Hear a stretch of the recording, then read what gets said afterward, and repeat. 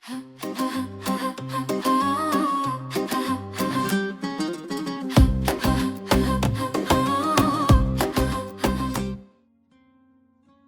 عليكم ورحمة الله وبركاته أصدقائي وأحبائي في كل مكان، مساء الونس. وقبل ما نبدأ حلقتنا خلينا أقول لكم بجد والله يعني سبحان مغير مقامات الناس في قلوبنا. كل فترة هيحصل موقف يخليك تعيد ترتيب كل الناس حواليك. ناس غلاوتهم بتزيد حبة، وناس غيرهم هتقل غلاوتهم في قلبك.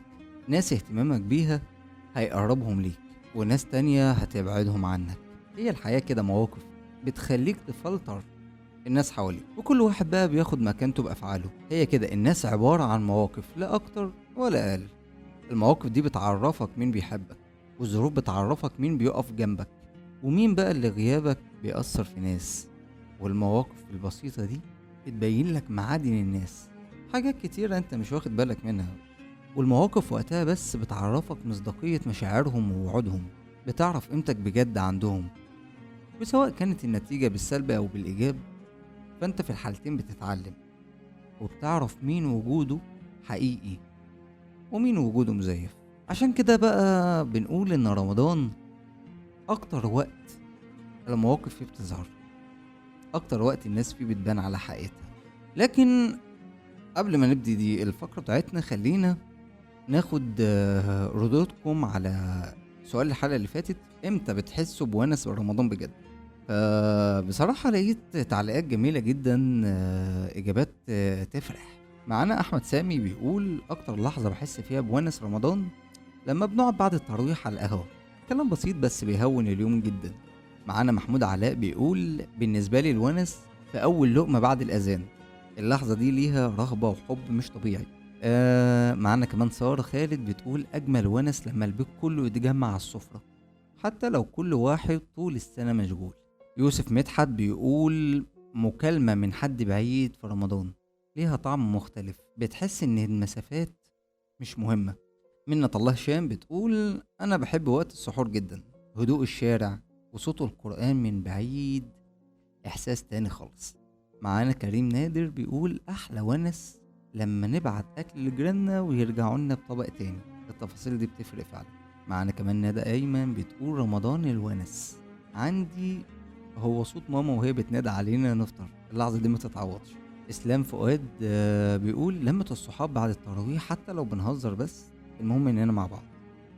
هاجر محمد بتقول: اوقات الونس مش في المكان، الونس في الشخص اللي قاعد جنبك فعلا. معانا عمرو حسن بيقول: بالنسبة لي الونس لما احس ان البيت دافي وكلنا متجمعين حتى لو مفيش كلام كتير. يعني شايفين كل واحد حكى موقف، والمواقف فعلا هي اللي بتثبت قيمة الناس. علشان كده دايما شاركونا، يمكن اسمك يتقال الحلقة الجاية. هنطلع كده بفاصل ونرجع لكم تاني، فيلا بينا.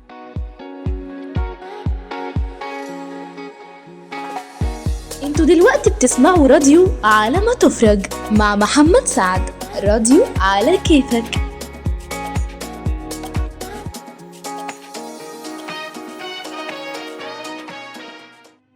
في حاجات كده ما بيعملهاش غير المصريين في رمضان، هي مش تجهيزات ولا زينة، لأ، حاجات ما اتغيرتش من سنين طويلة ولسه بتحصل بنفس الروح.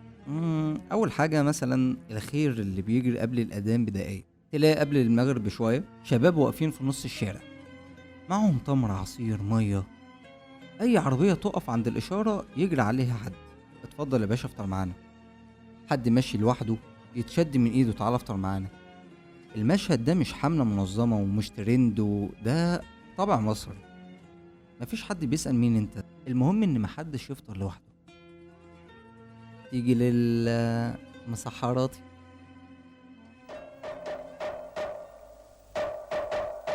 مسحراتي على غصن شمس وقمر، يحرس ولادي ويحرسني اسم النبي. مشيت بصندوق الأيام أقول لك اتفرج يا سلام، في قلبي صورة وأغنية، اصحى، نايم واحد رزاق. رمضان كريم.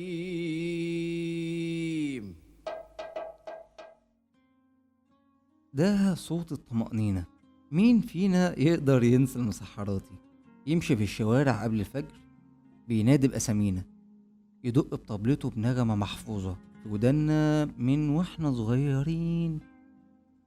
هو مش بس بيصحي الناس، هو بيفكرنا ان لسه في روح ولسه في حد فاكرنا مهما الزمن اتغير. الصوت ده موجود وعمره ما كان مجرد عادة، ده إحساس. تالت حاجة معانا هو طبق رايح وطبق جاي. في مصر مفيش بيت بيطبخ لنفسه بس، طبق يطلع لجار ويرجع بطبق تاني. حتى لو كان بينكم زعل رمضان بيكسره، واللي يرجع لك الطبق بيرجع معاه عشرة.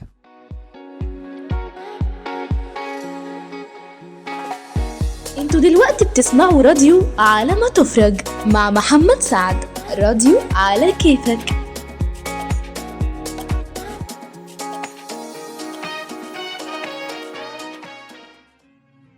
أول لقمة دي بتبقى اللحظة المقدسة، الهدوء اللي بيحصل قبل الأذان بثواني، التركيز، الرهبة، وبعدين الله أكبر.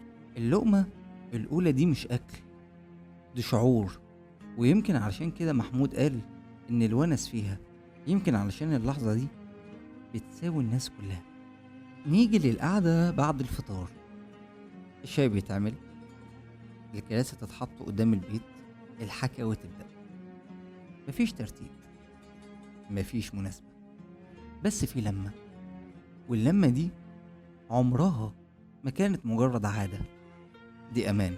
الخلاصة رمضان في مصر مش بس عبادات، رمضان مواقف حد واقف جنبك، موقف حد افتكرك، موقف حد قسم أكله معاك ومن غير ما نحس. المواقف دي بترتب الناس حوالينا. نيجي بقى لسؤال حلقتنا النهاردة اللي بتمنى تشاركوني فيها. ايه بقى العادة المصرية اللي لو اختفت رمضان مش هيبقى ليه طعم؟ يلا جاوبوني في التعليقات، يمكن اسمك يكون معانا الحلقة الجاية. لكن قبل ما نقفل، السنين عدت فجأة كأن حد سرقها من بين ايدينا من غير ما نحس. صحينا في يوم لقينا نفسنا كبرنا، الضحكة بقت اهدى والقلب بقى اتقل، والحاجات اللي كانت بتفرحنا زمان ما بقتش بنفس الطعم. كنا فاكرين ان العمر طويل وان عندنا وقت نصلح ونجرب ونغلط ونرجع. بس الحقيقة ان الايام كانت بتجري واحنا مش واخدين بالنا. ناس مشيت واحلام اتغيرت وحاجات كتير جوانا ماتت من غير صوت. كبرنا فجأة وبقينا بنحن النسخة من نفسنا كانت أخف وأصدق وأقل وجع. يمكن أكتر حاجة بتوجع إننا ما خدناش بالنا إننا بنودع أحلى أيام وإحنا عايشينها. كنت معاكم أنا محمد سعد من راديو على ما تفرج، ولسه الحكاية ما خلصتش. استنونا في حلقة جديدة يوم الخميس الجاي إن شاء الله في نفس الميعاد الساعة 9، ونقول لكم باي.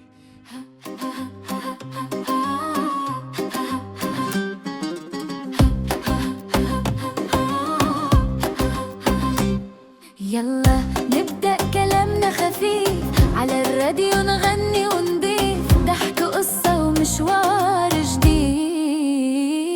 راديو على ما تفرج يا سلام، مع محمد سعد أحلى كلام. تعال واسمع واركب الأحلام من كل